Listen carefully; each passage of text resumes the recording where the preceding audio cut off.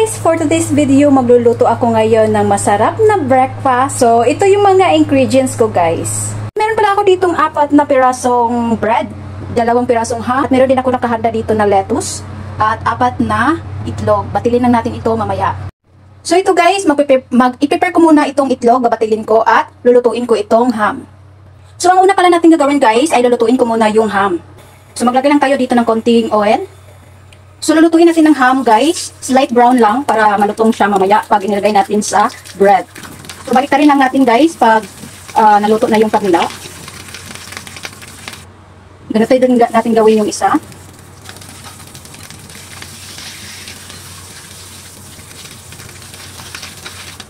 So, okay na yung isa. Haungin lang natin. So, iset aside muna natin ito. Dito naman sa kabilang kawali, dito natin lulutuin yung ating sandwich. Low heat lang natin gagamitin. So, nabatil ko na pala itong 2 itlog. Ilagay natin dito. Tapos, i-ano lang natin para maganda siya mamaya. So, ilalagay na natin ang 2 bread. Ganito lang. Tapos, baliktarin natin. Tapos, hintayin natin maging, ay gaganituhin ko na lang. Ganyan. Tapos, hintayin lang natin na matuyo yung itlog. Okay lang na kinamay ko ito guys, kasi ako naman ang kakain. At nagugas din ako ng kamay bago ko ito hawakan. So, i-adjust natin yung ating fire into medium. So, kanina guys, nakalimutan ko pala maglagay ng oil. So, ngayon, ito yung pangalawang luto ko ng sandwich. Lagyan muna natin oil, huwag natin kalimutan. Kanina napalpak yung aking gawa sa first sandwich. Ipapakita ko sa inyo, pero go naman siya. So, ilagay na natin yung 2 itlog. Tapos, lagay natin ulit yung sandwich.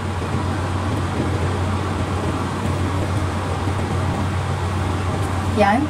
Hintayin natin magiging dry yung ating egg. Baliktarin natin ng dahan-dahan para mapurma talaga yung bread. Ay!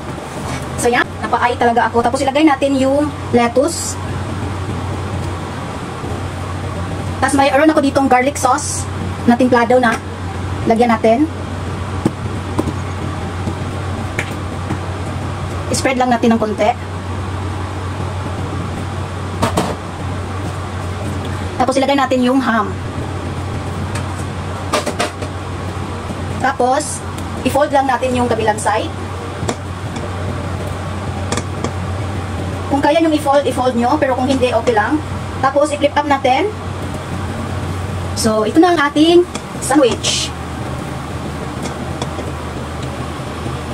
Lutuin natin saglit para kunti siyang magiging luto din siya yung sa kabila, magiging slightly brown. At baliktarin lang natin para maluto din yung kabila. Yan. Pwede din yung putulin to para maganda tingnan. Nasa inyo na din. So, ito na ang ating ham with garlic sauce sandwich. So, yan. Ito pala yung first nating niluto na napalpak kanina. Pero okay naman siya. Okay na din. Nilagyan ko na din siya ng ham. And sauce, garlic sauce. So, ito na yon. At ito yung pangalawa. So, haunin na natin. Haunin na natin sa 2. Yan. So, ito na ang ating overload ham sandwich. Yan.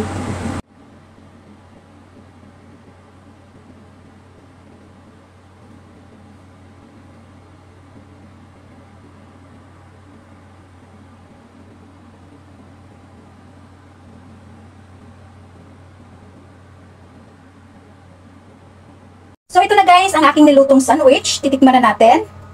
Yan. Uy, unang kagat. Ang sarap.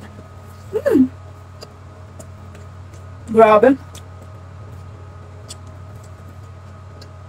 Huli.